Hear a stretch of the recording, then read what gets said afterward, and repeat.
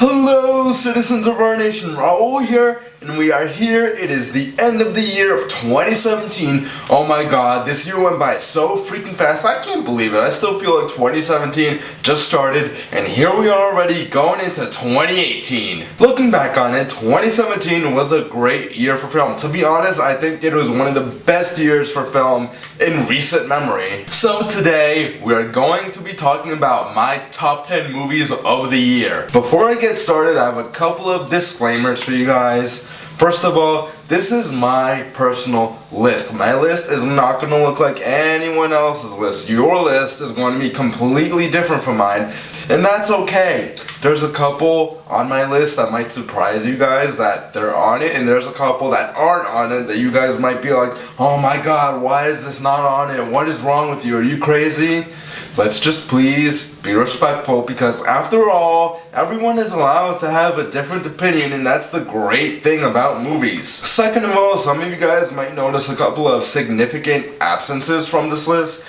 That is because I have yet to see every movie in 2017. This is around the time where all of the independent films and all of the Oscar buzz films, they come out, but they're only playing in like a handful of theaters in like New York and Los Angeles. I live in central New Jersey. Most of these films will not come to my area until about mid to late January, so therefore that I haven't been able to see them all yet. And yes, I do live really close to New York City. I'm like less than an hour away.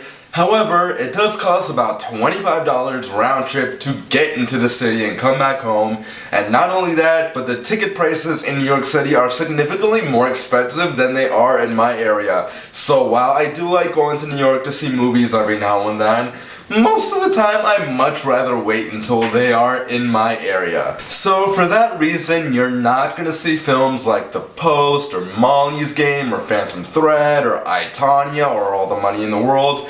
They're not going to be on this list because I haven't seen them yet. However, if by the end of January or early February, when I have seen all of these films, if my list has changed significantly enough, I will post an updated top 10 of 2017 video. With that out of the way, I want to get started with some honorable mentions. Like I said before, 2017 was truly an excellent year for film. And these honorable mentions, these are the films that I loved, that were great, that are fantastic, and they are certainly top 10 worthy. There just unfortunately wasn't enough room in my top 10 to include them in. And trust me, like some of these, it really hurt me to leave them out of the top 10. So without further ado, my honorable mentions are the Lego Batman movie, Beauty and the Beast, War for the Planet of the Apes, Wonder Woman, 3 Billboards Outside Ebbing, Missouri, Detroit, The Disaster Artist, and The Big Sick. Again, those were all really excellent films that I wanted to put in the top 10 so badly, but I just couldn't. There wasn't enough room. So anyway, let's get into the top 10. We're going to start off with number 10.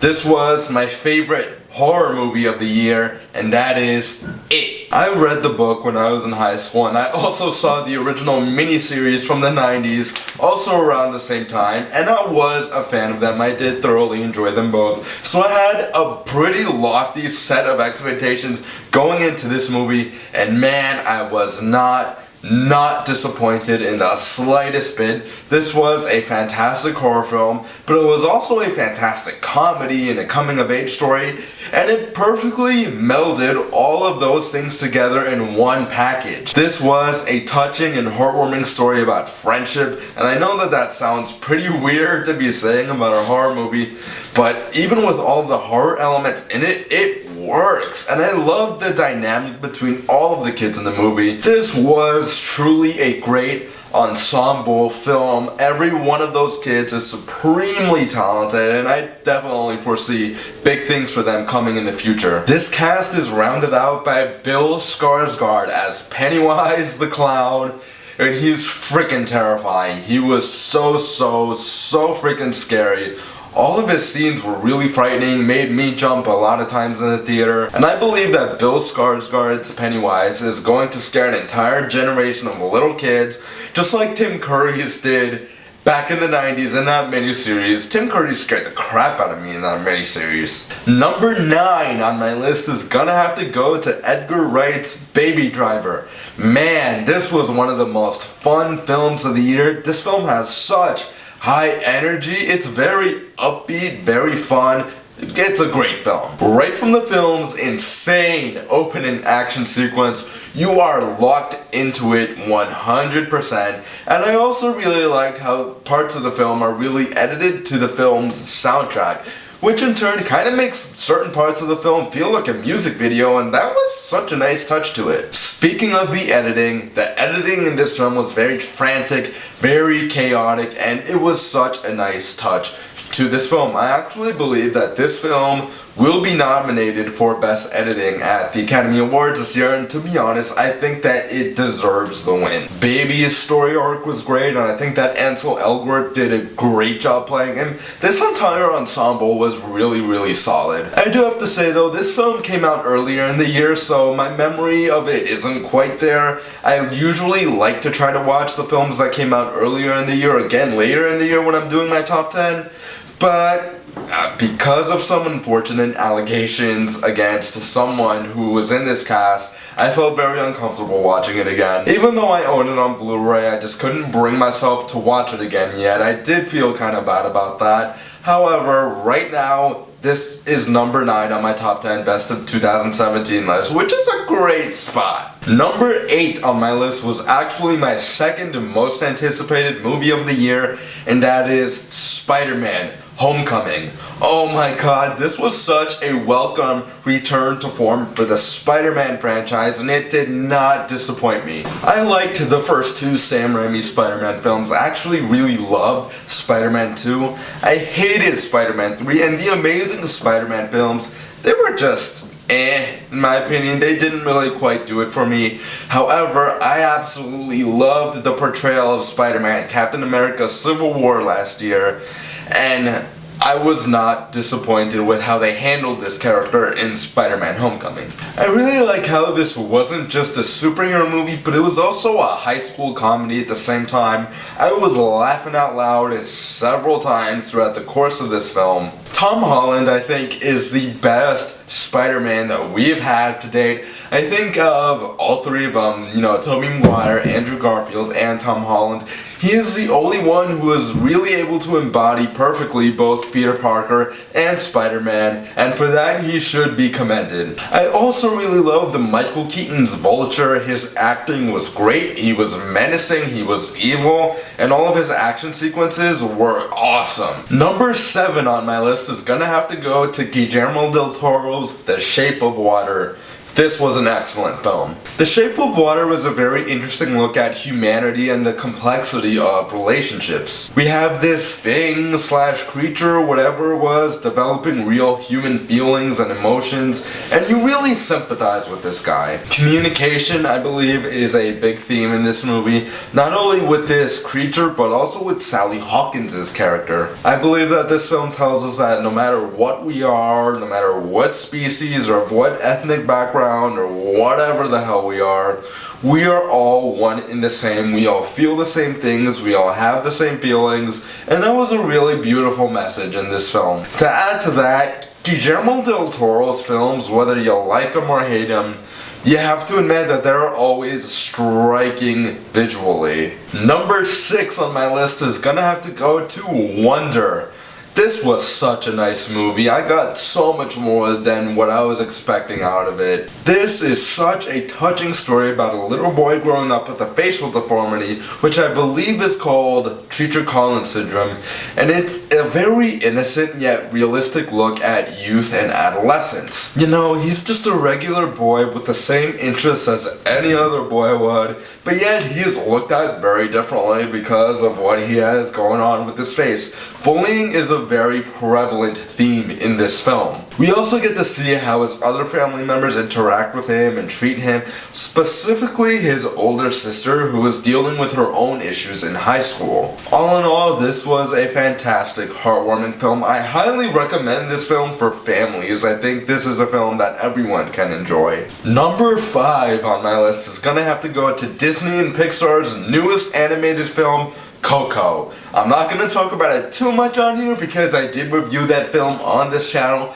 but oh my god, there's no way that this is not one of the best films of the year. This was such a triumphant story about the importance of family and your family's legacy. This movie also has a great voice cast, great music, and this is by far the most stunning animated film that I've ever seen. Pixar has really outdone themselves again, and they continue to do so with each and every film, it seems. Number 4 on my list is gonna have to go to Greta Gerwig's Lady Bird. Every single year I need at least one really good YA / coming of age story, and to be honest, I was really thinking that, oh my god, we weren't gonna get one this year. And then in December I saw this movie and I fell in love with it. I was like, yes, my need is satisfied now. I'm good for a whole nother year. I think that more so than other recent YA / coming of age story, Lady Bird really captures the confusion that can often be found in that time period where you are transitioning from being a kid into adulthood. Identity, I think, is a big thing in this film because when you're a teenager and you're growing into adulthood, you don't exactly know who you are yet, and that's where a lot of that confusion comes from. You try new things, whether they be good things or bad things, and you might surprise yourself with some of the decisions that you make, and I think this film nails that essence perfectly. I also really love the relationship between Lady Bird and her mother. It was everything that you would expect from a relationship between an angsty, angry teenager and a loving and caring mother who genuinely wants the best for her daughter, even though she may not always know exactly what is best. So yeah, Lady Bird, fantastic film. I think that Saoirse Ronan was great as Lady Bird / Christine. I really do believe that she's gonna get nominated for Best Actress at the Oscars this year. So yeah, go see this film. You won't regret it. Number 3 on my list was actually number 1 for the longest time. It is Logan. Logan was such a huge game changer for the superhero film genre. Logan was a very raw character study following the life of a broken down man.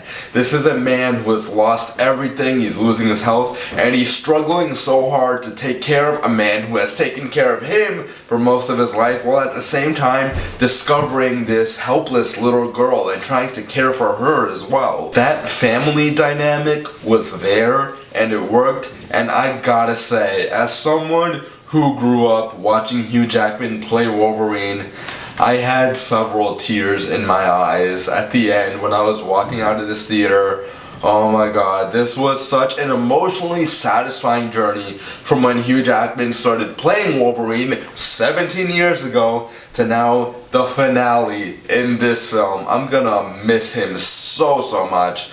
But this was, without a doubt, the send-off that this character deserves. Hugh Jackman and Patrick Stewart were absolutely fantastic in this film, and I think that this film was their best performances as their respective characters. The real biggest surprise of Logan was Daphne Keane as X-23. This little girl cannot be more than like 7, 8, or 9 years old, yet her performance was powerful, and not only that, the physicality of the role she performed was there. I saw a behind the scenes Instagram clip like not too long ago of her training for this role. She really dedicated to it, and I'm really pushing for Daphne Keane as Best Supporting Actress for the Oscars this year. I truly think that she deserves it just as much as Hugh Jackman and Patrick Stewart do. Number 2 on my list goes to Blade Runner 2049.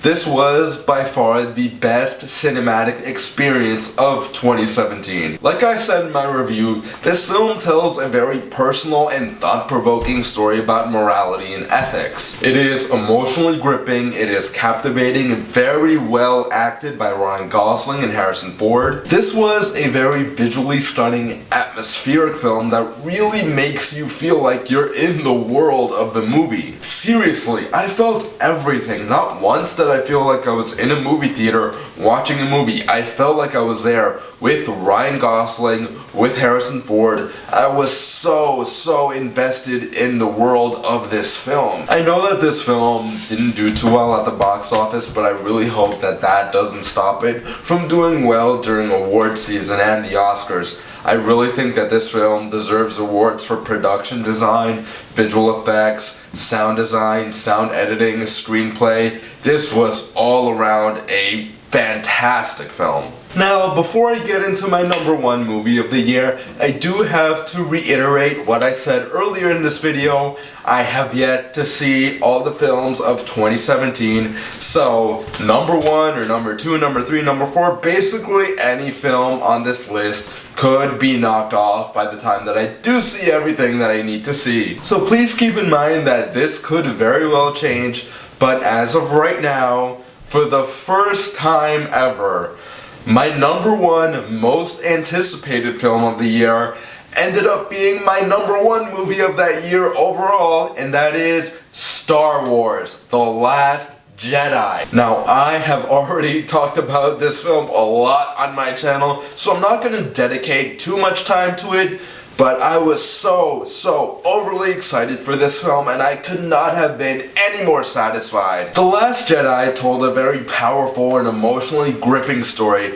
and I was so locked into all of the characters from Rey, Luke, Kylo Ren, Poe Dameron, and Leia. Finn and Rose was the weakest one, but I still like them as well. I believe that this film took so many risks, and even when a risk doesn't pay off, I do believe that you still have to give the filmmakers credit for just even trying something that has never been tried before. In this case, I do think that most of the risks paid off. There were so many moments in the theater where the audience just went like, oh, because we just didn't see what was coming, and we were so totally surprised. I think that the acting all around was great, whether we're talking about Daisy Ridley or Mark Hamill or Adam Driver or Carrie Fisher or Oscar Isaac or Andy Serkis or John Boyega. This entire ensemble was fantastic. This film had some breathtaking and truly entertaining action sequences, and what I think that Disney has done so well with the Star Wars franchise,